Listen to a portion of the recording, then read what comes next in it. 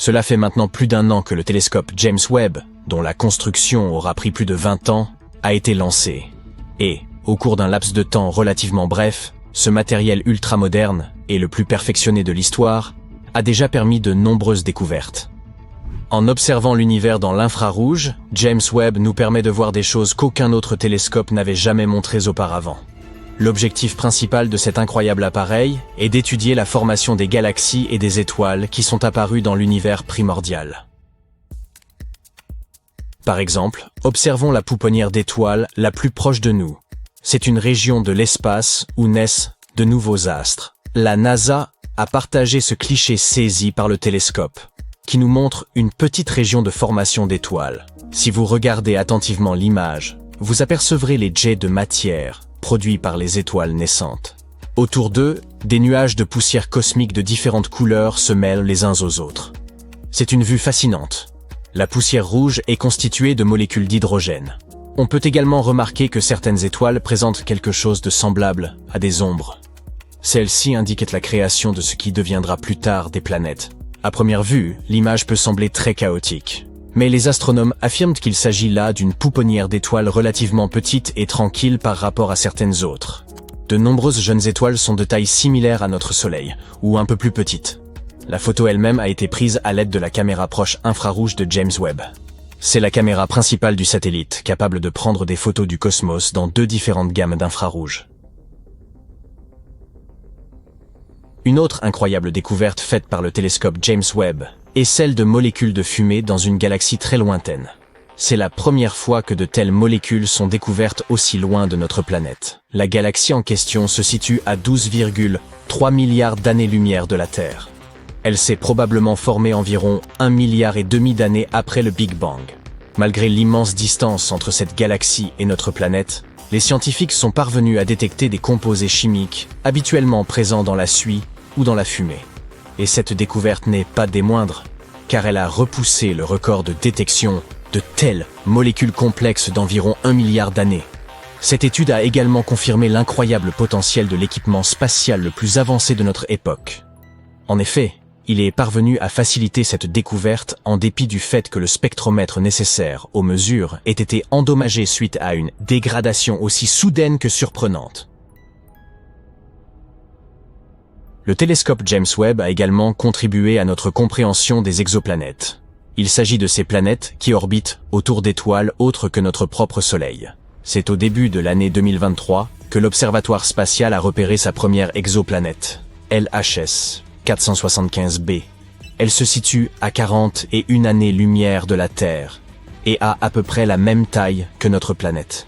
Selon la NASA, James Webb serait à l'heure actuelle le seul télescope en service permettant de catégoriser l'atmosphère d'exoplanètes d'une telle taille. L'équipe de chercheurs à l'origine de cette découverte estime que ces résultats ne font que souligner la précision du télescope. Ils espèrent qu'il nous aidera à localiser de nombreuses autres exoplanètes rocheuses que nous pourrions être en mesure de coloniser dans le futur. Même si, à première vue, il peut sembler que l'univers soit assez vide, c'est en réalité un endroit très animé. Et James Webb dispose de tous les instruments nécessaires pour observer l'incroyable variété d'événements cosmiques qui s'y déroulent. Regardez simplement cette photographie de WR124. C'est une étoile à l'aube de sa propre destruction. Sur cette photo, l'étoile est sur le point de se transformer en supernova. Cela se produit lorsqu'un astre épuise tout son carburant et implose à la fin de son cycle de vie, libérant un immense nuage de poussière spatiale et de gaz ardent dans l'espace. L'étoile saisie par le télescope est une étoile dite de Wolf-Rayet. Il s'agit de la période de la vie d'une étoile où elle perd ses couches externes avant de devenir une supernova. Une autre chose étonnante découverte par James Webb est un hybride d'étoiles et de planètes qui présente des nuages très bizarres. Ce corps étrange est en réalité une naine brune, baptisée VHS 1256b. Ces dernières sont plus grandes que des planètes, mais trop petites pour être considérées comme des étoiles. Elles émettent une lumière qui leur est propre et sont assez chaudes. Mais leur masse n'est tout simplement pas suffisante pour produire la fusion de l'hydrogène en hélium, comme le font les étoiles à part entière. Les corps célestes de ce type ne sont pas réellement bruns. Ils se déclinent dans une large gamme de couleurs, mais celles-ci sont essentiellement invisibles à l'œil humain. Ce que nous pouvons voir, c'est la lumière qu'ils émettent, et pour nous, Elle semble être de couleur orange foncé ou magenta. La naine brune, découverte par James Webb, représente presque 20 fois la taille de Jupiter. Elle orbite autour de 2 naines rouges, et pour accomplir cette orbite, elle a besoin d'un peu plus de 10 000 ans. Les astronomes ont découvert cette exoplanète singulière en 2016. Mais à ce moment-là, ils ne l'ont pas considérée comme une naine brune, et, par conséquent, étaient incapables d'expliquer sa mystérieuse lueur rougeâtre. Maintenant, grâce au télescope, ils connaissent l'origine de cet objet spatial. Enfin bref, revenons à ces nuages. Comme vous le savez, les nuages sur Terre sont composés de vapeur d'eau. Mais ceux de la naine brune sont bien différents. Ils semblent être faits de sable. Il a beau ressembler au sable de notre bonne vieille Terre, mais ce n'est en fait pas le cas. Ces nuages sont constitués de minuscules particules de silicate. Une autre découverte récente concerne plusieurs grandes galaxies que les scientifiques pensent être nées peu de temps après le Big Bang. Elles n'étaient pas censées se trouver là, et personne ne s'attendait à les découvrir. Mais le télescope spatial James Webb, lui, les a repérées. Ces galaxies, aussi massives que notre Voie lactée natale, sont pleines d'étoiles matures rougeoyantes. Les astronomes ont analysé la lumière qui en provenait et ont estimé leur âge 5 à 700 millions d'années après le Big Bang. Cela signifie qu'elles sont apparues alors que notre univers était encore très jeune, pratiquement un bébé. Mais le plus étrange dans ces galaxies, c'est leur taille colossale et l'âge des étoiles qui y résident. Les données collectées par le télescope ne correspondent pas à notre conception préalable de l'univers et de son évolution première. Elles ne correspondent pas non plus aux observations précédemment effectuées par le télescope Hubble. Et ici, James Webb a photographié une zone reculée de l'espace avec un niveau de détail inégalé. Cette région est connue sous le nom d'amas de Pandore. Sur l'image, on peut observer 3 énormes amas galactiques qui se rassemblent pour former un superamas. La masse combinée de ceux-ci gît comme une puissante lentille gravitationnelle. Et grâce à cet effet naturel de grossissement, les scientifiques peuvent observer d'autres galaxies de la région. Les astronomes affirment que ces images les plus récentes de l'amas de Pandore sont les plus détaillées qu'ils aient jamais vues. James Webb a également réussi à repérer des milliers de jeunes étoiles encore jamais observées auparavant, dans la nébuleuse de la Tarentule.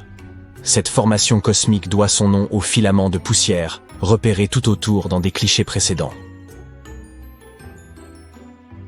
C'est la plus grande région de formation d'étoiles du groupe local, lequel comprend les galaxies les plus proches de la Voie lactée. Les images du télescope James Webb nous ont considérablement éclairés sur la composition de cette nébuleuse. Il y a également détecté des proto-étoiles, de très jeunes astres en train de gagner en masse. Les astronomes s'attendent à ce que ces proto-étoiles finissent par se former tout à fait, façonnant encore davantage la nébuleuse. Parmi les autres découvertes effectuées par le télescope James Webb, on compte la naissance de 50 étoiles lointaines. Certaines d'entre elles présentent des disques protoplanétaires qui pourraient plus tard former des systèmes solaires à plusieurs années-lumière de notre propre système. Voici une autre photographie de James Webb. On peut y voir un trou noir supermassif, d'une masse équivalente à celle de 9 milliards de soleils. Il est si ancien et si proprement gigantesque que les scientifiques ont bien du mal à expliquer son existence. Les astronomes ont également découvert un anneau lointain de poussière, de roches et de gaz qui contient un composé chimique appelé méthylium. Il est connu comme l'un des blocs de construction de la vie à l'échelle moléculaire, et on le retrouve dans la plupart des matières organiques de notre planète. James Webb a également aidé les chercheurs à observer de puissantes tempêtes de sable sur une planète située à 378 000 milliards de kilomètres de distance. Les astronomes étaient ravis de découvrir ce véritable coffre au trésor, rempli de nombreuses particules de sable microscopiques. Et maintenant, observez ceci. Vous reconnaissez cette image? Il s'agit des piliers de la création. Mais ce nouvel angle nous montre à quel point cette région poussiéreuse est véritablement étoilée. Vous pouvez comparer cette nouvelle photo avec celle prise par Hubble en 2014. C'est une preuve flagrante de nos progrès scientifiques. Le télescope spatial James Webb ou JWST est un peu le paparazzo intergalactique ultime. Il saisit des clichés de certaines des vedettes les plus célèbres de l'univers. Étoiles, galaxies, exoplanètes. Quoi que l'on désire, le télescope spatial James Webb le prend en photo. Alors, si tu es un fan des célébrités cosmiques, jetons un coup d'œil à quelques-unes des plus belles photos d'étoiles.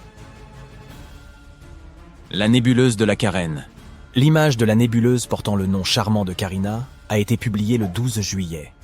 Le télescope a capturé une magnifique vue de cette nébuleuse, située à environ 7500 années-lumière de la Terre. Surnommée les falaises cosmiques, il s'agit en fait d'un foyer de jeunes étoiles, dont certaines sont plusieurs fois plus grandes que notre Soleil. La nébuleuse de la Carène est un véritable spectacle céleste situé dans la constellation australe de la Carène. Elle est proprement énorme, avec environ 260 années-lumière de diamètre.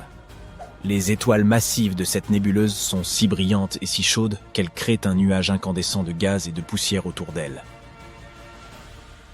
La nébuleuse de la Carène contient également des nuages tourbillonnants de gaz et de poussière où naissent de nouvelles étoiles. Le gaz s'effondre sous son propre poids, devient plus chaud et plus dense, et tout cela conduit finalement à la création de nouvelles étoiles. Cependant, la nébuleuse de la Carène n'est pas seulement un paisible lieu de formation d'étoiles. Elle est le théâtre de certains des événements les plus destructeurs de l'univers, capable de créer de prodigieuses ondes de choc qui anéantissent tout sur leur passage. C'est un majestueux chaos. Le quintet de Stéphane.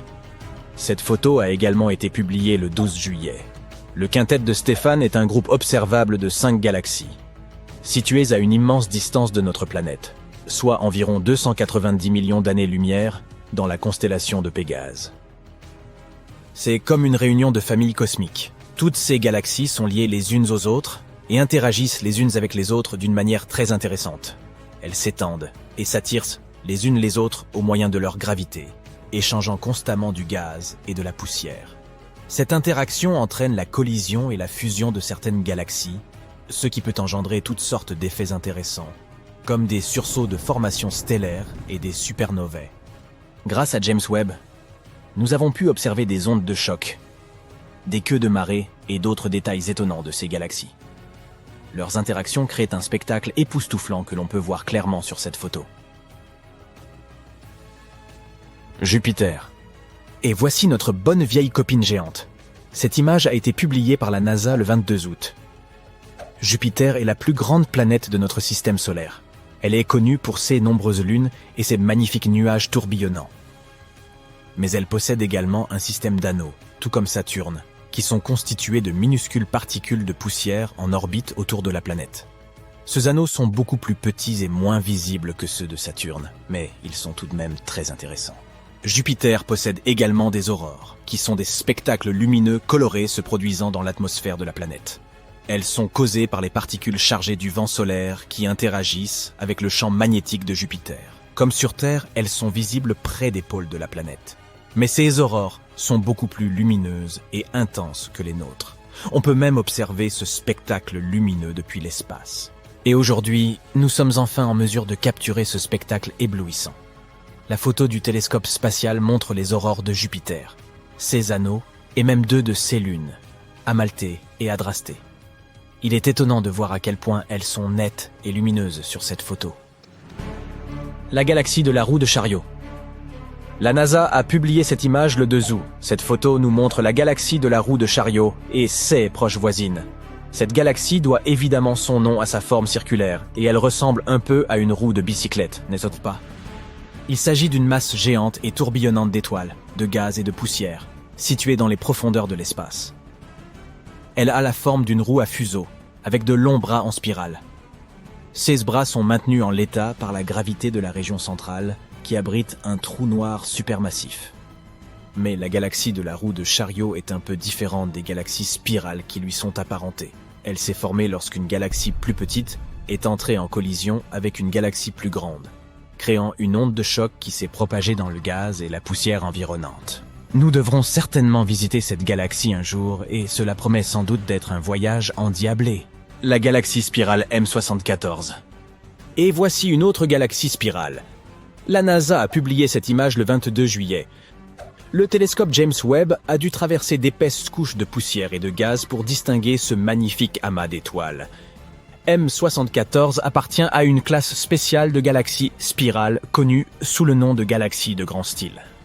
Cela signifie que ces bras spiraux sont visibles et clairement dessinés. Il se passe toutes sortes de choses étonnantes à l'intérieur des galaxies spirales. Des supernovas, des étoiles naissant dans des nuages de gaz et de poussière, et bien d'autres merveilles cosmiques. Le gaz et la poussière incandescents, les étoiles brillantes et les motifs tourbillonnants des bras spiraux en font l'un des objets les plus frappants de l'univers. C'est ce que l'on peut clairement voir dans l'exemple de M74, la nébuleuse de la Tarentule.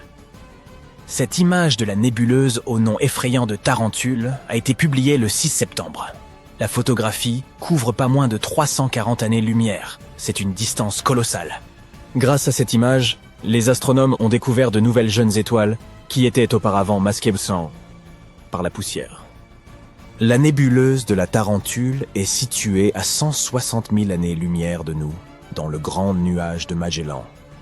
C'est la plus grande et la plus brillante région de formation d'étoiles du groupe local, les galaxies les plus proches de notre Voie lactée.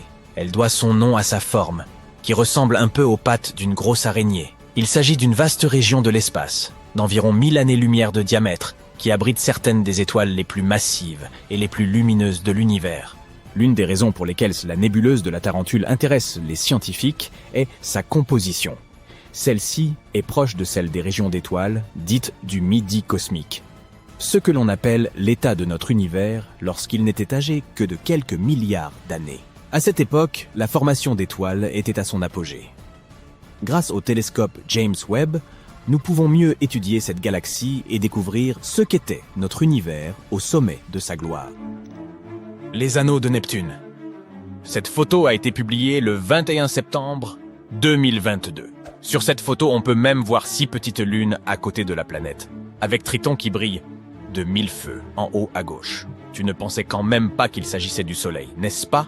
Eh oui, Neptune a aussi des anneaux. C'est un peu l'accessoire cosmique ultime. Ils ajoutent une touche de glamour et de style à la planète. Mais à la différence des bagues de joaillerie, ces anneaux sont faits de petites particules de poussière, plutôt que de diamants et d'or. 5 anneaux ont été baptisés autour de Neptune. Les anneaux de Gale, le Verrier, Lassell, Arago et Adams. Les chercheurs pensent qu'ils sont relativement jeunes, bien plus jeunes que notre système solaire, et bien plus récents que les anneaux d'Uranus, par exemple.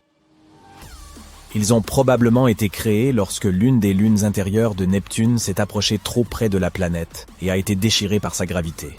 Nous n'avions pas été en mesure d'observer les anneaux de Neptune aussi nettement depuis le passage de Voyager 2 en 1989. C'est donc une excellente occasion d'observer ces anneaux de plus près. Les piliers de la création. Cette photo a été publiée le 19 octobre. Les piliers de la création sont devenus célèbres grâce au télescope Hubble. Mais cette photo est encore plus impressionnante et beaucoup plus détaillée. Ces colonnes, situées dans la nébuleuse de l'Aigle, mesurent environ 5 années-lumière de haut, ce qui est vraiment, vraiment grand. Et elles ressemblent à de majestueuses formations rocheuses, en beaucoup plus transparent. À l'instar d'un plateau de tournage hollywoodien, il déborde d'action et d'effets spéciaux. 16 colonnes abritent certains des processus les plus spectaculaires de l'univers. Le gaz et la poussière s'effondrent sous l'effet de leur propre gravité, formant des amas qui finiront par devenir des étoiles. La région regorge de radiations intenses, de jets de particules à haute énergie et de supernovae. C'est comme une version cosmique de Survivor. Et comme si ce n'était pas assez effrayant en soi, voici une autre photo publiée par la NASA le 19 octobre. Elle a été partagée juste avant Halloween. Ici, les piliers ressemblent à une main sinistre qui s'étire pour attraper quelque chose. Brrr. Quoi qu'il en soit, toutes ces photos nous offrent un spectacle vraiment impressionnant. Elles nous rappellent l'incroyable complexité de l'univers et les choses étonnantes qui se produisent même dans les coins les plus sombres et les plus reculés du cosmos. Espérons que le télescope James Webb continuera de nous émerveiller à l'avenir. Alors, au bout du compte, le Soleil sera-t-il responsable de la fin de notre monde? Ou bien une météorite colossale? Une épidémie meurtrière, qui sait? Rien n'est moins sûr. Il semble que la disparition de la vie découlera d'une cause bien plus improbable. Hommes, animaux, insectes, poissons et micro-organismes pourrait s'effacer de la surface terrestre à cause de l'oxygène, ou plus exactement de sa disparition. De récents travaux scientifiques ont révélé une hausse significative du nombre de zones côtières où les réserves d'eau douce présentent des concentrations d'oxygène extrêmement faibles, voire nulles. En 65 ans, ces eaux appauvries en oxygène ont quadruplé dans les océans du globe. Que devons-nous en conclure ? Il est fort probable que la vie terrestre s'éteindra bien avant que le Soleil n'ait le temps d'assécher complètement les océans. L'échéance pourrait survenir dans un peu plus d'1 milliard d'années. Cela ne signifie pas pour autant que la planète cessera d'exister. La phase durant laquelle la Terre est riche en oxygène ne représentera qu'environ 20 à 30% de sa durée de vie totale. Nous ne sommes, au fond, que des hôtes de passage. Et pourtant, 1 milliard d'années demeure une échelle de temps vertigineuse. Les premiers Homo sapiens sont apparus il y a environ 3000 ans. Autrement dit, l'ensemble de notre histoire tient en moins d'un demi-million d'années. Inutile de s'alarmer. 1 milliard d'années ne s'écoulera pas rapidement. D'ici là, l'humanité aura sans doute quitté la Terre. Peut-être aurons-nous colonisé une autre planète dans l'immensité cosmique. Mais pourquoi l'oxygène pourrait-il être amené à disparaître ?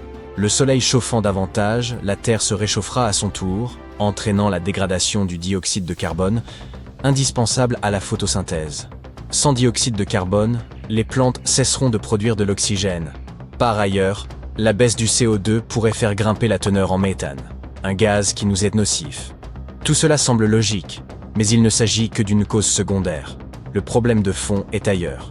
À mesure que le Soleil gagnera en intensité, il réchauffera les roches terrestres, telles que le granit et le basalte, qui commenceront à se décomposer plus rapidement. Ce processus capte le dioxyde de carbone présent dans l'atmosphère, un gaz qui contribue au réchauffement climatique. En théorie, une diminution du CO2 devrait rafraîchir la planète. Mais en réalité, la chaleur croissante du Soleil surpassera largement cet effet de refroidissement. Ainsi, malgré l'absorption du dioxyde de carbone, la Terre deviendra inévitablement brûlante. Lorsque l'ensoleillement s'intensifie, il accélère, avec d'autres phénomènes naturels, l'altération du granit et du basalte. Ces roches interagissent avec l'eau et le dioxyde de carbone pour former des carbonates, qui s'enfoncent ensuite dans les profondeurs de la croûte terrestre. Ce mécanisme retire du CO2 de l'air, ce qui empêche les végétaux de produire de l'oxygène, puisqu'ils en ont impérativement besoin pour photosynthétiser. Les volcans, par ailleurs, relâchent divers gaz qui contribuent aussi à appauvrir l'atmosphère en oxygène. Le Soleil, en détruisant les roches, influence donc les processus internes de la planète et détermine la quantité d'oxygène disponible. D'ici 1 milliard d'années, son éclat sera tel qu'aucune roche ne pourra en atténuer les effets. Les gaz issus du manteau terrestre mettront alors un terme à la photosynthèse et à la production d'oxygène. La Terre retournera ainsi à l'état qui était le sien il y a 2,4 milliards d'années, au moment de la grande oxydation. Cet épisode fut infiniment plus déterminant que, disons, l'invention des Jeux Olympiques ou l'émergence de l'espèce humaine. À cette époque reculée, l'oxygène était quasi inexistant. L'atmosphère était un mélange dense de gaz comme l'azote, l'ammoniac, le méthane, le dioxyde de carbone, en concentration bien supérieures à celles que nous connaissons aujourd'hui. Il était presque impossible pour la vie d'émerger dans un tel environnement. Pourtant, après bien des tentatives, elle y parvint. Les premières formes vivantes furent de simples bactéries, dont les cyanobactéries. Celles-ci apprirent à générer de l'oxygène en combinant la lumière solaire, l'eau et le dioxyde de carbone. Pendant des millions, voire des milliards d'années, elles enrichirent peu à peu l'air en oxygène. Ce processus, connu sous le nom de grande oxydation, permit enfin l'apparition d'organismes nouveaux. Ce fut le véritable commencement de la vie complexe. Cela dit, les cyanobactéries n'ont pas développé la photosynthèse par goût de l'oxygène ou par enthousiasme scientifique. Non, l'oxygène n'était qu'un résidu. Leur seul objectif était d'obtenir un maximum d'énergie. Pour y parvenir, elles ont mis au point la photosynthèse, qui leur permettait de stocker l'énergie solaire. Grâce à des pigments spécialisés, elles captèrent la lumière, et l'oxygène était le sous-produit de ce processus. Pendant des centaines de millions d'années, ce mécanisme a perduré, jusqu'au jour où elles ont produit bien trop d'oxygène. Cet excès d'oxygène a commencé à perturber les autres gaz présents auparavant. Il a ainsi largement absorbé le méthane. En conséquence, la planète s'est légèrement refroidie, entraînant une ère glaciaire. Mais cela relève d'une autre histoire. Toujours est-il que, dans 1 milliard d'années, nous pourrions revivre une période semblable. Espérons que, d'ici là, nous aurons trouvé le moyen d'émigrer vers une autre planète, ou d'imaginer une alternative viable. Que deviendra alors notre bonne vieille Terre? Une nouvelle vie pourrait-elle apparaître sans oxygène en abondance? C'est envisageable, mais nettement plus complexe. Il faudrait une autre source d'énergie que le Soleil, comme par exemple les sources hydrothermales. D'ailleurs, certains écosystèmes terrestres fonctionnent déjà grâce à ce type d'énergie. C'est le cas de la grotte de Moville en Roumanie. Imaginez un lieu presque privé d'oxygène, plongé dans l'obscurité totale, inaccessible à la lumière solaire. Au fil des millions d'années, une vie étrange et singulière s'y est développée. Découverte en 1986, cette grotte continue encore aujourd'hui de faire l'objet de recherches scientifiques. L'accès à cette grotte se fait par un simple trou dans le sol. Un tunnel étroit plonge vers les profondeurs. À l'intérieur, l'air est chargé de sulfure d'hydrogène et de dioxyde de carbone, avec un taux d'oxygène 2 fois moindre qu'en surface. Un humain ne pourrait y survivre sans masque. Mais pour les organismes locaux, c'est un habitat naturel, dans lequel ils prospèrent sans peine. La grotte abrite plusieurs dizaines d'espèces, dont nombre sont endémiques. On y découvre d'étranges créatures, escargots et araignées blanchâtres, 1000 pattes aux longues antennes, crevettes translucides, et même des espèces de sangsues encore inconnues. Privés de lumière dans ces cavernes, ces organismes n'ont plus aucun besoin d'yeux. Aveugles, ils se repèrent grâce à de longues antennes sensibles et à leurs pattes adaptées à la navigation spatiale. Par ailleurs dépourvus de pigments, ils sont tous blancs ou translucides. Mais alors, dans un environnement si pauvre en oxygène et dépourvu de photosynthèse, comment une telle biodiversité peut-elle subsister? La clé, ce sont des bactéries autotrophes très particulières. En absorbant le dioxyde de carbone, elles génèrent les nutriments nécessaires à leur survie. Elles nourrissent ensuite d'autres organismes qui deviennent eux-mêmes la proie d'espèces plus grandes. Ainsi s'est formée une chaîne alimentaire complète, assurant la subsistance de toute la communauté. L'évolution y a façonné un écosystème véritablement autonome, une sorte de micro-univers régi par ses propres lois. Toutefois, ce monde clos n'est pas extensible. Tous ses habitants dépendent des cheminées hydrothermales et des bactéries autotrophes pour leur survie. Sans elles, aucune source d'énergie. Mais imaginons un instant un futur où le soleil faiblit, l'oxygène se raréfie, et des évents hydrothermaux recouvrent peu à peu la Terre.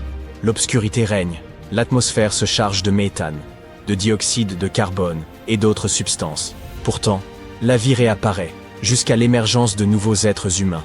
Quel serait leur aspect? Ils seraient livides, filiformes, aveugles, dotés de très longs bras pour se déplacer, et leurs compagnons, de gigantesques 1000 pattes, ou des cafards rampant silencieusement sur le sol. Le silence est total, car ces humains, sans poumons remplis d'air, ne peuvent même pas crier. Ils communiquent par le toucher. Personne ne voyage plus, chacun vit isolé, près de sa propre source hydrothermale. En 1 milliard d'années, la Terre serait devenue un cauchemar organique, digne d'un film d'horreur. Contemplez cette planète fascinante. Elle semble en proie aux flammes. Sa surface doit être encore plus brûlante que le cœur de la vallée de la mort. Le sol, aride et craquelé par d'immenses fissures, témoigne d'une sécheresse absolue.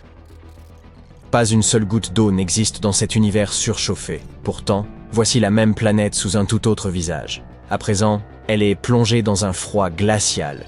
Les températures y sont si basses que toute forme de vie y serait rigoureusement impossible. Ce monde singulier, baptisé HD 2794D, se situe à 19,7 années-lumière de la Terre, au sein de la constellation de l'Éridan. Il s'agit d'une super-Terre, c'est-à-dire d'une planète plus massive que la Terre, mais plus modeste que les géantes glacées comme Neptune. Ce qui la distingue, c'est son orbite atypique, qui lui fait tantôt pénétrer, tantôt quitter la zone habitable de son étoile. Cette région, où les conditions de température pourraient permettre la présence d'eau sous forme liquide. Cette planète intrigante n'a toutefois jamais été observée directement. Les astronomes l'ont détectée en analysant d'infimes oscillations de son étoile, grâce à 2 instruments de haute précision, ESPRESSO et ARPS, installés sur des télescopes au Chili. Ces outils mesurent la vitesse radiale, c'est-à-dire les légers déplacements de l'étoile causés par l'attraction gravitationnelle de la planète. Plus cette oscillation est marquée, plus la planète qui en est à l'origine est massive. En exploitant ces données, les chercheurs ont déterminé que cette planète possédait une masse environ 6 fois supérieure à celle de la Terre. Elle gravite autour d'une étoile, HD 2794, également connue sous le nom de 82G, Eridani, légèrement plus petite et moins lumineuse que notre Soleil. Ce qui la rend singulière, c'est qu'elle est suffisamment brillante pour être visible à l'œil nu, contrairement à bien d'autres étoiles hébergeant des exoplanètes, qu'il est impossible d'apercevoir sans télescope. Ce système fait l'objet d'une surveillance depuis plus de 20 ans. Longtemps, les scientifiques ont soupçonné qu'il abritait plusieurs planètes et en 2011, ils ont confirmé la présence de 2 super-Terres, HD 2794D et HD 2794C, effectuant respectivement une révolution autour de l'étoile en 18,3 et 89,6 jours. Pendant un temps, une 3e planète, dont la période orbitale était estimée à 40 jours, semblait avoir été détectée. Les chercheurs commençaient à en douter, mais après la réévaluation minutieuse de plusieurs années de données, ils ont fini par valider son existence. Il s'agit de l'extrême HD 2794D.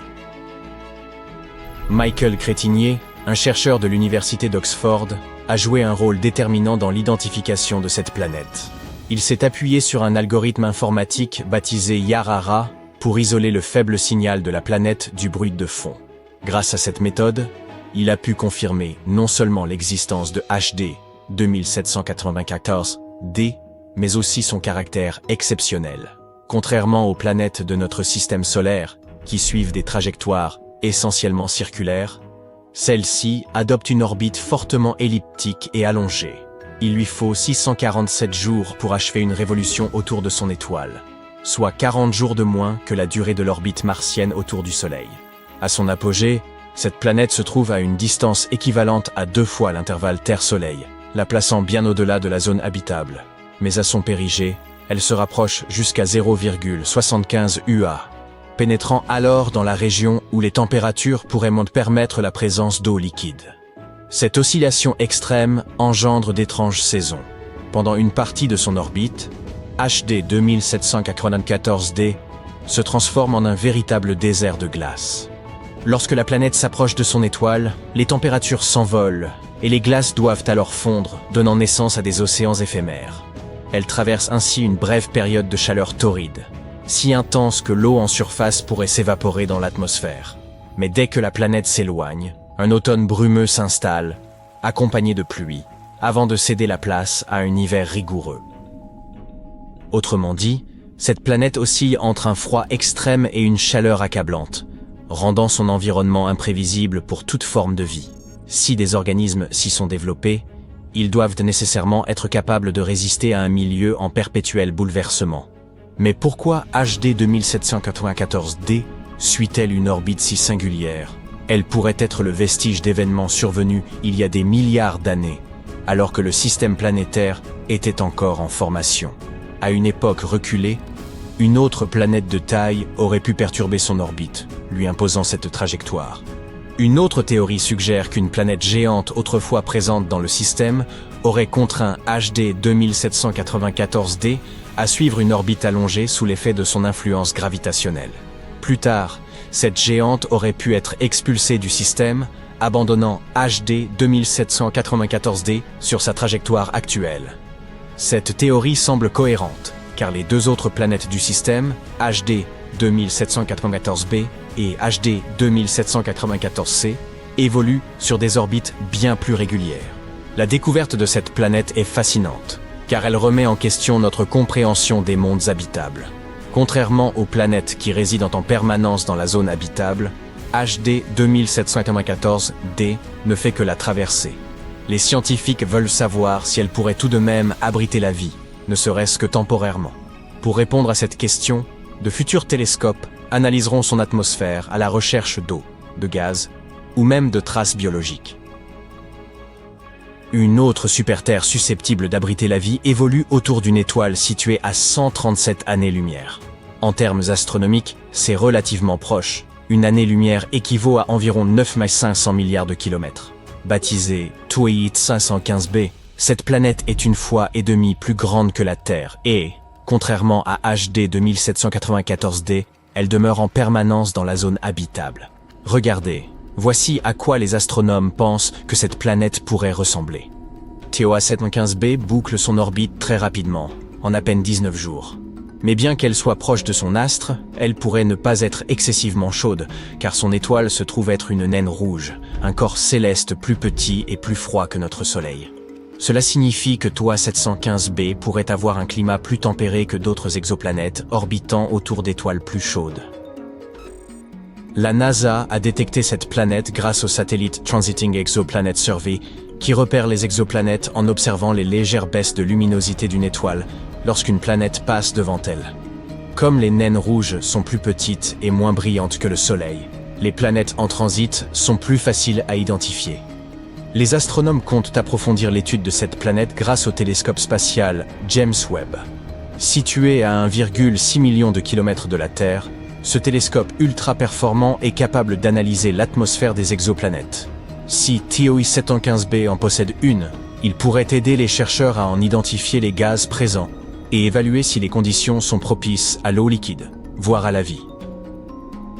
Un autre monde prometteur dans notre quête de vie extraterrestre est une super-Terre ultra-dense du système K2 360. Une équipe internationale de chercheurs japonais et européens a identifié ce système planétaire en orbite autour d'une étoile semblable au Soleil à 750 années-lumière.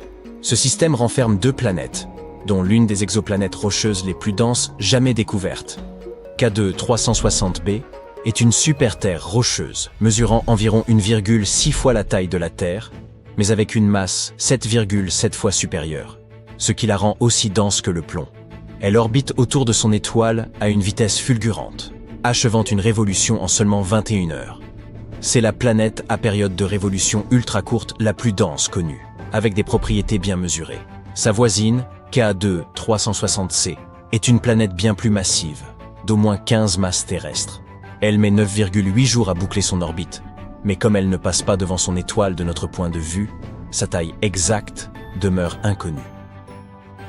Cette planète exceptionnellement dense pourrait être le noyau résiduel d'un astre bien plus grand. L'intense radiation de son étoile aurait pu, au fil du temps, souffler ses couches externes, ne laissant qu'un cœur rocheux. Elle pourrait ainsi offrir un aperçu du destin des planètes trop proches de leur étoile. Les astronomes estiment que K2 360b aurait pu migrer vers l'intérieur sous l'effet des interactions gravitationnelles avec sa compagne plus massive. L'une des hypothèses repose sur une migration à haute excentricité, où l'orbite initialement étirée de la planète se stabilise progressivement, en devenant plus circulaire près de l'étoile. Une autre théorie suggère que la rotation et l'inclinaison axiale de la planète pourraient jouer un rôle dans ce phénomène. Les planètes de ce type sont rares, et en découvrir une assortie d'une compagne géante permettrait d'affiner les modèles des scientifiques sur la formation et l'évolution planétaire en milieu extrême. Cette découverte pourrait également éclairer le devenir des planètes rocheuses, en particulier celles qui s'approchent trop près de leurs astres. Tu regardes le ciel nocturne. Waouh! Pendant une grande partie de notre histoire, nous avons cherché la vie parmi ces étoiles et les planètes qui tournent autour. Mais l'espace a aussi des yeux, et il y a peut-être quelqu'un là-haut qui nous regarde. Les scientifiques affirment qu'au moins 29 planètes lointaines pourraient nous observer en ce moment même. Alors recoiffe-toi et affiche ton plus beau sourire. Jusqu'à présent, nous avons identifié dans la Voie lactée au moins 1715 systèmes d'étoiles voisines qui pourraient détecter notre planète avec des télescopes conventionnels. Ces étoiles sont situées dans notre galaxie, donc si elles pointaient leur télescope vers notre Soleil, tôt ou tard, elles verraient un petit point qui passe entre notre étoile natale et l'observateur. C'est ce qu'on appelle un transit. C'est une méthode de détection des planètes en astronomie. Tu peux d'ailleurs observer les phénomènes de transit directement chez toi avec un télescope. Tu dois le pointer vers le Soleil et attendre. Ensuite, tu verras Mercure. C'est la planète la plus proche du Soleil, et maintenant, tu la vois comme un petit point. Le processus de transit de Mercure peut durer environ 5 heures. Et ce phénomène se produit environ 14 fois par siècle. Tu pourras observer le prochain transit le 13 novembre 2032. Marque-le bien dans ton agenda. De même, tu peux observer Vénus, la deuxième planète la plus proche du Soleil. Mais comme elle est plus éloignée, ces transits sont moins fréquents. Les derniers ont eu lieu en 2004 et 2012. Les deux prochains sont attendus en 2117 et 2125. Nous ne serons probablement plus là. Ces systèmes stellaires ont donc la possibilité d'observer notre planète. Mais les télescopes à longue portée fonctionnent un peu différemment. En fait, l'observateur ne verra pas un point noir avec le Soleil en arrière-plan. Le télescope mesurera la luminosité de notre étoile. Lorsque la Terre commencera son transit entre le Soleil et l'observateur, le télescope enregistrera une légère baisse de la luminosité de l'étoile, car notre planète bloquera la trajectoire des rayons du Soleil. Les scientifiques de ces civilisations extraterrestres lointaines pourront calculer cette baisse de luminosité et déterminer la taille de notre planète. Mais les plus de 1700 systèmes stellaires ne sont pas tous susceptibles d'abriter une vie extraterrestre. Les scientifiques ont réduit ce nombre à 29 planètes situées près de certaines de ces étoiles. Elles sont potentiellement habitables. Cela signifie que ces planètes ont à peu près la taille de la Terre et se trouvent dans la zone habitable de leur étoile hôte. Cela signifie qu'elles ne sont pas trop proches de l'étoile, donc il n'y fait pas trop chaud pour une vie potentielle. L'eau ne s'y évapore pas comme dans une marmite bouillante. Elles ne sont pas non plus trop éloignées, donc il ne fait pas trop froid, et l'eau ne gèle pas en d'épaisses couches de glace. Et comme l'eau est la source de la vie, nous pouvons supposer que la civilisation pourrait y exister. En théorie, ces planètes ont pu observer des transits de la Terre au cours des 5000 dernières années. Donc pendant que nous construisions les pyramides de Gizeh ou Stonehenge, une civilisation extraterrestre nous observait peut-être. L'une de ces planètes se trouve à seulement 11 années-lumière de nous. Près de l'étoile Ross 128, une naine rouge dans la constellation de la Vierge, se trouve une exoplanète qui fait environ 2 fois la taille de la Terre et qui se trouve en plein dans la zone habitable de son étoile hôte. En théorie, les habitants de cette planète pourraient voir la Terre transiter régulièrement devant le Soleil pendant 2000 ans. Mais il y a environ 900 ans, la planète a perdu sa position et ne peut plus continuer à observer. L'autre planète depuis laquelle on peut voir la Terre transiter se trouve à 12,5 années-lumière, près de l'étoile appelée Teegarden. La fenêtre pour observer notre planète s'ouvrira là-bas dans environ 29 ans. Nous misons beaucoup sur le système stellaire TRAPPIST-1. Il abrite au moins 7 exoplanètes, presque comme notre propre système solaire. Et 4 d'entre elles se trouvent dans la zone habitable de l'étoile. Mais elles ne pourront commencer à observer la Terre que dans 16 siècles. Mais nous pouvons d'ores et déjà essayer d'entrer en contact avec ces planètes. Elles sont toutes assez proches de nous pour capter nos signaux radio. Les ondes radio peuvent voyager dans l'espace à la vitesse de la lumière, et notre planète émet des signaux radio de façon continue depuis 1895. Nous sommes donc un peu comme des voisins bruyants dans le spectre radio. S'il y a quelque part une planète avec une civilisation intelligente à moins de 125 années-lumière de nous, notre bruit radio les aurait déjà atteints. Le seul problème est qu'il faudrait à peu près le même temps pour obtenir une réponse de cette civilisation.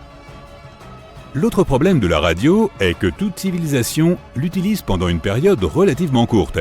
Même aujourd'hui, sur Terre, nous utilisons davantage le Bluetooth et la fibre optique que la radio, sauf peut-être pour les bulletins de circulation. Et avec le temps, tout le bruit radio que nous créons disparaîtra tout simplement. De plus, la communication radio suppose qu'une civilisation extraterrestre soit suffisamment avancée pour utiliser cette technologie. Mais qui sait, il y a peut-être des formes de vie dans l'espace qui sont vraiment différentes des nôtres. Nos signaux radio auraient déjà pu atteindre cette planète, mais ses habitants ne sont tout simplement pas capables de les recevoir. Et dès que ces formes de vie construiront des antennes pour recevoir le signal, nous ne les émettrons plus. Mais nous ne perdons pas espoir, et nous envoyons même des signaux radio cryptés dans l'espace pour communiquer avec des civilisations extraterrestres. En 1974, nous avons envoyé le message d'Arecibo dans l'espace interstellaire. Si une civilisation parvient à le déchiffrer, elle obtiendra un rectangle comme celui-ci. Il contient toutes les informations sur l'humanité. En haut, il y a notre système de numérotation, puis les numéros atomiques, et puis notre ADN, qui est illustré ci-dessous. Puis l'être humain lui-même, bien sûr. En dessous se trouve un diagramme de notre système solaire. La Terre, la 3e planète, en partant du Soleil, est légèrement surélevée. C'est ainsi que la civilisation extraterrestre comprendra de quelle planète provient ce message. Ci-dessous se trouve un diagramme du radiotélescope d'Arecibo lui-même. Une autre option pour transmettre un message à une planète lointaine est d'y envoyer littéralement un courrier. Il pourrait s'agir d'une sonde spatiale, et nous l'avons déjà fait. Il s'agit de Voyager 1 et Voyager 2. Elles ont été lancées en 1977 et sont toujours opérationnelles. En 2012, Voyager 1 est devenu le tout premier objet fabriqué par l'homme dans l'espace interstellaire. Il voyage vers des étoiles lointaines et transporte un message écrit sur un disque d'or. Le disque contient des salutations dans 55 langues de la Terre, beaucoup de musique provenant de différentes parties de notre planète, des sons différents comme le bruit de l'océan, des voix humaines et des sons d'animaux. De plus, il y a 116 images sur le disque, comprenant des photos de personnes et de paysages terrestres. Sur ces images, il y a des informations sur le Soleil et notre ADN. Le boîtier du disque contient des instructions et une aiguille pour lire le disque. Il y a aussi une carte des pulsars de notre galaxie pour que les astronomes d'une civilisation extraterrestre puissent trouver notre système solaire. Le principal inconvénient d'envoyer un message de cette façon est le temps. Voyager 1 atteindra son premier arrêt, l'étoile Gliese 445, dans 40 000 ans. Voyager 2 atteindra l'étoile Ross 248 dans 42 000 ans. Et dans environ 296 000 ans, il dépassera Sirius, l'étoile la plus brillante du ciel nocturne. De plus, une civilisation extraterrestre peut nous détecter avec des calculs et des formules. Il suffit d'observer un peu le Soleil. Dans les systèmes stellaires avec des planètes, l'étoile haute ne reste pas immobile, elle tourne autour d'une petite orbite. C'est parce que l'étoile lourde attire la planète. Mais la planète a aussi sa propre gravité et résiste. Cela déplace un peu l'étoile et la fait tourner sur son orbite. Une civilisation extraterrestre peut calculer ce déplacement du Soleil et déterminer la masse des planètes proches de l'étoile. En utilisant une telle méthode, les astronomes ont pu trouver 548 exoplanètes. Supposons que nous ayons établi un contact avec une civilisation extraterrestre près de l'étoile la plus proche, Proxima Centauri. Il y a bien une exoplanète là-bas, mais les radiations de l'étoile haute détruiraient toute forme de vie. Mais imaginons que nous recevions quand même un signal de retour. Ce serait la conversation la plus lente de l'histoire, car notre message mettrait 4,2 années pour atteindre la planète, et nous devrions attendre encore 4,2 années pour recevoir une réponse. Bref, nous avons résolu de nous rencontrer. Cette civilisation ne sait pas comment voler dans l'espace. Nous devons donc faire le premier pas.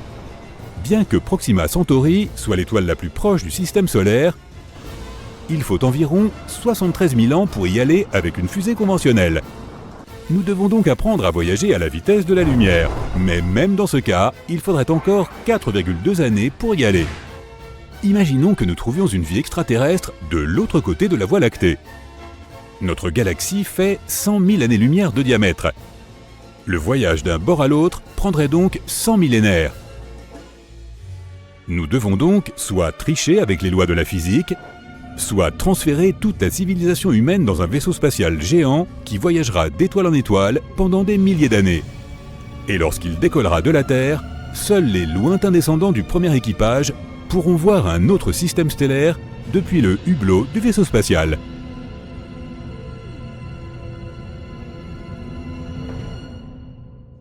Allez, monte! Nous allons faire une tournée des planètes voisines de la Terre. Commençons par Mercure, la plus petite planète du système solaire. Pendant la journée, la température à sa surface peut atteindre les 430 degrés. Et pendant la nuit, elle peut redescendre jusqu'à moins 180 degrés. Si les températures sont si extrêmes, c'est parce que cette planète n'a pas d'atmosphère. Au lieu de cela, Mercure a une mince exosphère. C'est l'une des raisons pour lesquelles Mercure n'est pas habitable. Les températures et le rayonnement solaire y sont trop sévères pour qu'un organisme puisse y survivre. Mais imaginons qu'il existe un moyen de vivre sur Mercure. À quoi la vie ressemblerait-elle sur ce gros caillou? Sa surface est semblable à celle de la Lune. Au cours des millénaires, les météorites y ont imprimé de nombreuses marques. Mais contrairement à la Lune, la surface de Mercure est gris-brun. Maintenant, regardons l'air. Vu de Mercure, le Soleil paraît presque 3 fois plus grand que vu de la Terre. Et sa lumière y est presque 7 fois plus intense. Je me demande quel type de lunettes de soleil il faudrait porter si nous vivions là-bas. La vie pourrait-elle apparaître un jour sur cette planète? Ne te fais pas d'illusions, c'est très peu probable. Maintenant, que dirais-tu d'atterrir sur Vénus ? Tu crois peut-être que la planète la plus chaude de notre système solaire est Mercure, car c'est la plus proche du Soleil. Mais en réalité, c'est Vénus qui détient ce record. Qu'est-ce qui fait que Vénus est si chaude ? La principale raison est son atmosphère. Elle est composée presque entièrement de dioxyde de carbone. Et elle est si épaisse qu'elle provoque un réchauffement continu à la surface. En gros, les gaz de l'atmosphère emprisonnent le rayonnement thermique. Cette planète ne se refroidit donc tout simplement jamais. L'eau présente à sa surface se transforme constamment en vapeur. Si Vénus était un plat, son atmosphère serait donc comme un micro-ondes. Voilà pourquoi les températures peuvent y atteindre les 465 degrés. À quoi ressemblerait la vie sur Vénus ? Sur Terre, les saisons changent à cause de l'inclinaison de la planète. Mais Vénus ne connaît pas de changements importants tout au long de l'année. Tout y est à peu près constant la nuit comme le jour. Et qu'en est-il du ciel ? Les nuages sur Vénus sont jaunes ou d'un blanc très vif. Ils sont principalement composés d'acide sulfurique. Mais alors, pourquoi Vénus apparaît-elle rouge-orangé quand on la regarde depuis la Terre ? Déterminer les vraies couleurs des planètes a toujours été très délicat. La coloration d'un corps spatial sera différente selon l'endroit d'où tu la regardes. Si nous voyagions jusqu'à Vénus, nous y trouverions une surface brun-rouge. Les molécules de dioxyde de carbone et d'acide sulfurique retiennent la lumière qu'elle reçoit du Soleil. D'où la teinte rouge-orangée de la planète. Et sais-tu qu'on dit souvent que Vénus est la jumelle de la Terre ? Les deux planètes sont de taille presque égale. Toutes deux ont des surfaces relativement jeunes et des atmosphères épaisses et nuageuses. De plus, l'orbite de Vénus est également la plus proche de la Terre. On pourrait donc s'interroger sur la possibilité de la vie sur cette planète. Mais je suis désolé de te l'annoncer, non, Vénus n'est pas habitable. Notre prochaine destination est Mars. Contrairement à Vénus, il y a des saisons sur Mars en raison de l'inclinaison de son axe de rotation. Elle connaît également un phénomène saisonnier secondaire à cause de son orbite fortement elliptique. Son hémisphère sud connaît des hivers plus froids et des étés plus chauds que son hémisphère nord. La température moyenne sur Mars est de moins 60 degrés. Mais la chaleur peut aussi varier entre les pôles et l'équateur. Et elle peut varier de façon spectaculaire en une seule semaine. Mais ce n'est pas si terrible comparé aux deux planètes précédentes, hein ? Mars est-elle habitable ? La première chose dont un organisme devrait s'inquiéter ici, c'est du rayonnement spatial. La Terre a un champ magnétique et une atmosphère épaisse qui protège sa surface des radiations. Mars ne possède ni l'un ni l'autre. Sa gravité correspond à 1/3 de celle de la Terre. Et avec une gravité plus faible et une atmosphère plus ténue, il serait très difficile pour une créature de survivre sur la planète rouge. En 2013, la NASA a découvert un ancien lac d'eau douce qui aurait pu être un jour un environnement hospitalier pour la vie microbienne. Il existe des preuves que de l'eau liquide a jadis été présente sur Mars. Cela suggère que Mars aurait pu disposer d'un environnement favorable à la vie. Qu'est-il donc arrivé à toute cette eau ? La théorie la plus couramment admise est que l'atmosphère de Mars s'est trop raréfiée et est devenue trop froide pour que de l'eau liquide subsiste à sa surface. Sa disparition pourrait aussi être liée à la perte des premiers champs magnétiques.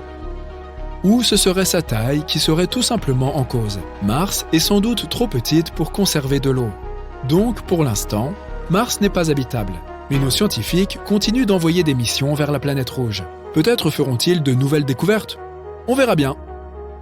Et maintenant, Jupiter. Tu t'es déjà demandé à quoi la vie pourrait ressembler sur la plus grosse planète de notre système solaire ? Jupiter est assez peu propice au développement biologique.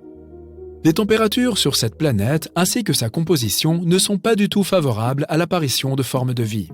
Jupiter possède des couches de gaz, principalement de l'hydrogène et de l'hélium. Et ces gaz occupent toute la planète. Littéralement, il n'y a aucune surface solide.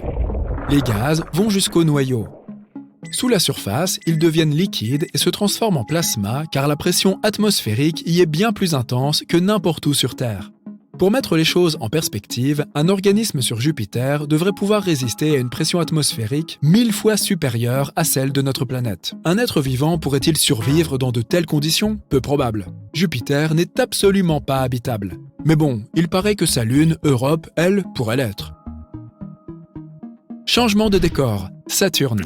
C'est la deuxième plus grande planète de notre système solaire. Comme Jupiter, Saturne est une boule de gaz géante principalement composée d'hydrogène et d'hélium.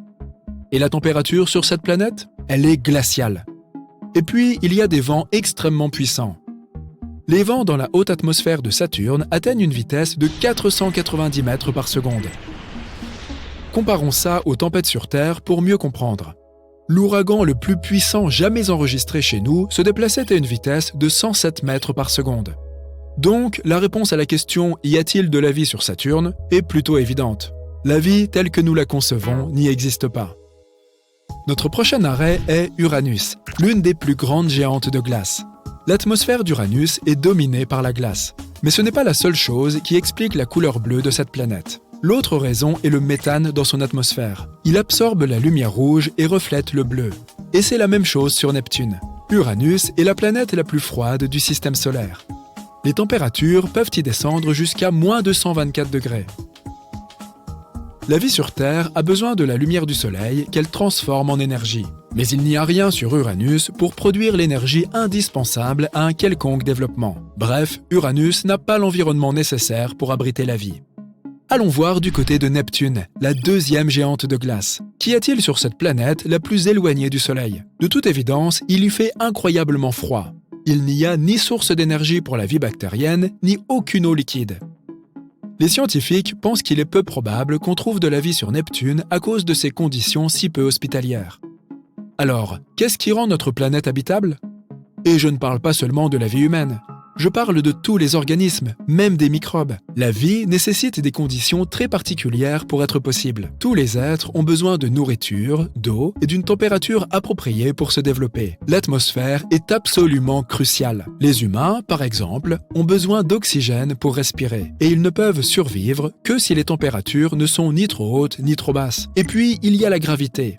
Les conditions sur les autres planètes sont très éloignées de celles qu'on trouve sur Terre. La vie n'aurait donc probablement rien à voir avec celle que nous menons ici. Tous les êtres vivants se sont adaptés à l'atmosphère terrestre.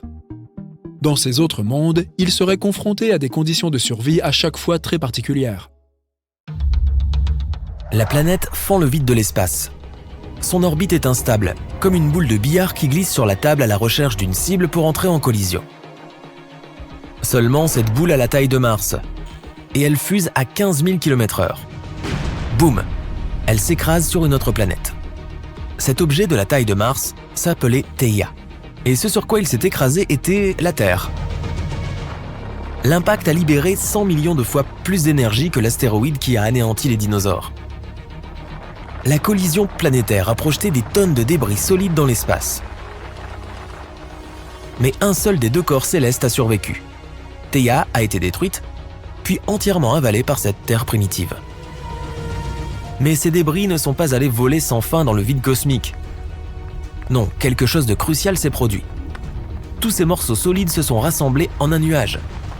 La gravité les a comprimés ensemble, les pressant de plus en plus. Et au final, notre Lune est née. C'est ce qu'affirme la théorie.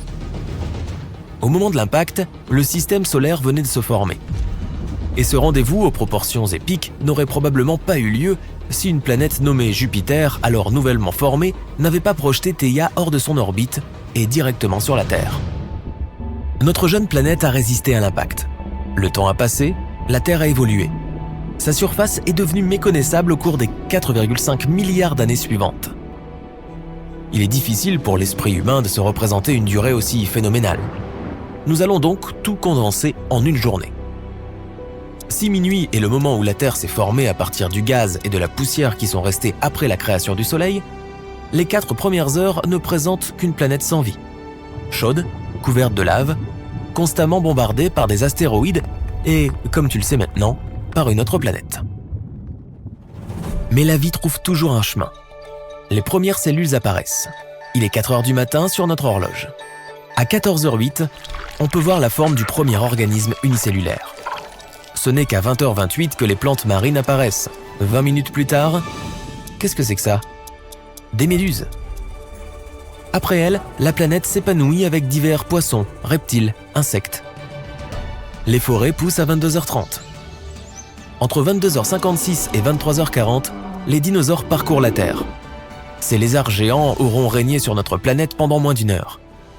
1 minute avant l'extinction des dinosaures qui se produit à 23h39, les premiers mammifères commencent à marcher sur la planète. À 23h58 et 43 secondes, les humains apparaissent. À l'échelle cosmique des choses, nous n'avons régné sur cette planète que pendant 1 minute et 17 secondes. Voici donc la principale question qui déconcerte les scientifiques. Pourquoi la vie sur Terre ne s'est-elle jamais arrêtée d'exister? Elle avait pourtant toutes les raisons de le faire. Pourquoi notre planète n'est-elle pas devenue comme Vénus ou Mars? Toutes deux avaient autrefois une atmosphère et des océans. Aujourd'hui, ce sont des déserts sans vie. Oublie les concepts scientifiques complexes et les théories sur la structure de l'univers. Notre petit caillou et tous ses habitants ont tout simplement une chance incroyable. Le professeur Toby Tyrrell de l'université de Southampton a eu recours à des programmes informatiques et des simulations climatiques pour résoudre l'énigme de savoir pourquoi les collisions d'astéroïdes et les périodes glaciaires n'ont pas transformé notre petit caillou en un no man's land sans vie. L'équipe de recherche n'a pas sélectionné 10, 100 ou 1000 planètes virtuelles semblables à la Terre. Elle en a utilisé 100 000 pour cette expérience. Et chacune de ces 100 000 planètes a subi une centaine de simulations. Ils ont exposé ces planètes virtuelles à différents phénomènes. Elles ont été bombardées par des astéroïdes, gelées, soumises à des éruptions épiques de supervolcans qui ont noirci le ciel et bloqué les rayons du soleil. Seulement 9%, soit 8700 d'entre elles, ont survécu une fois sur 100 simulations. Dans ce groupe, 4500 planètes sont restées habitées 10 fois. Sur une seule planète parmi 100 000, la vie ne s'est pas arrêtée après chacune de ces 100 simulations. Si la vie est une loterie, la Terre a eu beaucoup de chance. En 2009, le télescope Kepler, unique en son genre, a été lancé dans l'espace. Sa tâche ? Rechercher une parcelle du ciel nocturne, soit 150 000 étoiles à la recherche de planètes rocheuses semblables à la Terre. En 9 ans de service, il a fini par sonder plus de 500 000 étoiles.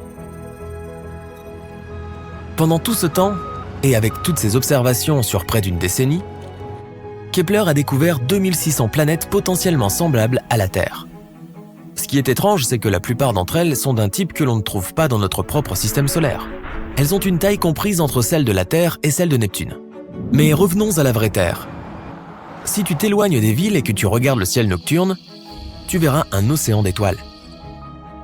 Si la nuit est claire avec un œil non exercé, tu pourrais compter un maximum de 2500 points lumineux. Pourtant, il y a au moins 100 milliards d'étoiles dans la Voie lactée. Certaines estimations portent même ce nombre à 400 milliards. Alors, d'où vient cet énorme écart ? Eh bien, compter les étoiles n'est pas exactement un travail facile. Les scientifiques ne numérotent évidemment pas chacune d'entre elles individuellement. 1, 2, 3, et ainsi de suite. Tu sais combien de temps il faut pour compter jusqu'à 1 milliard ? Plus de 30 ans. Maintenant, multiplie ce chiffre par 400. Bref, au lieu de cela, ils observent de petites parcelles de l'espace et utilisent des formules scientifiques complexes pour en extrapoler le nombre total d'étoiles. Tu peux toi-même réaliser une expérience similaire. Imagine un seau rempli de 5 kg de pierre, de sable, de terre et d'autres éléments. Ta mission ? Estimer le nombre de pierres présentes dans ce mélange. Tu ne vas compter que les pierres que tu peux voir du dessus. Faire une estimation approximative de leur volume et de leur poids, du pourcentage du total que tu peux voir et, avec quelques calculs, tu peux obtenir un chiffre. Sera-t-il exact ? Non. Pourquoi ? Parce que tu ne peux pas savoir si les pierres dans le seau sont réparties uniformément. Ou si elles ont toutes à peu près la même taille. Et si celles du fond, s'il y en a, sont plus grandes ou plus petites que ton échantillon de surface. Elles pourraient avoir des poids et des volumes complètement différents.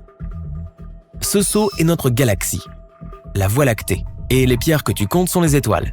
Ce que l'on cherche à démontrer ici, c'est que les scientifiques ne peuvent pas savoir avec certitude combien d'étoiles il y a vraiment.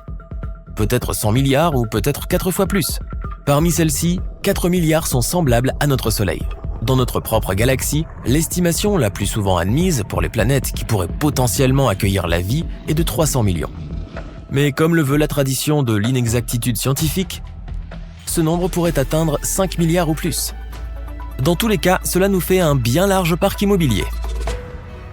Et on ne parle que de la Voie lactée, mais écoute ça. Elle n'est qu'une des 200 milliards de galaxies de l'univers observable. Les recherches les plus récentes estiment que ce nombre est 10 fois plus élevé, quelque chose comme des billions de galaxies dans l'univers. Et nous avons examiné moins de 10% d'entre elles. Quant au nombre d'étoiles qu'il y a dans l'univers, Les scientifiques l'estiment à 1 quadrillion, c'est-à-dire 1 suivi de 24 zéros. Encore une fois, il ne s'agit que d'estimation, car nous ne pouvons pas en être sûrs. Jusqu'à présent, une chose est claire. Notre Terre est le seul endroit de l'univers que nous connaissions où il y a de la vie. Et pourtant, cette planète a fait tout ce qu'elle pouvait pour changer la donne. Au cours des 540 millions d'années passées, plus de 20 extinctions massives ont eu lieu. La dernière a eu lieu il y a 66 millions d'années. Oui, c'est celle qui a vu disparaître les dinosaures et 75% de toute vie sur Terre, soit dit en passant. Un objet de 11 km de diamètre s'est écrasé sur notre planète. Il allait 120 fois plus vite que la voiture la plus rapide d'aujourd'hui. Sur plus de 1,5 million de kilomètres autour du point d'impact, tout a pris feu. Un énorme tsunami a soulevé les océans du monde entier.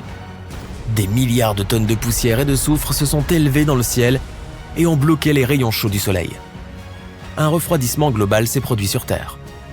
Il y a un peu plus de 200 millions d'années, une extinction massive moins connue a éliminé la moitié de toute vie sur la planète. Il est fort probable que les volcans ou un impact d'astéroïdes en aient été responsables. D'autres théories affirment que le mouvement des plaques tectoniques a déclenché une autre période glaciaire. À cette époque, d'énormes crocodiles régnaient sur la Terre. Ils ont disparu et de nouveaux animaux sont entrés dans les arènes de la préhistoire, les dinosaures. Mais le pire que cette planète ait jamais connu est l'extinction Permien-Trias, il y a environ 250 millions d'années.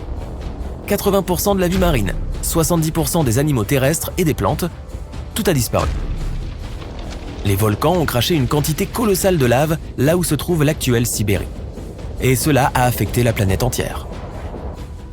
Il y a environ 445 millions d'années, la forme de vie dominante sur notre planète était les invertébrés marins. Il n'y avait qu'un seul continent, Gondwana.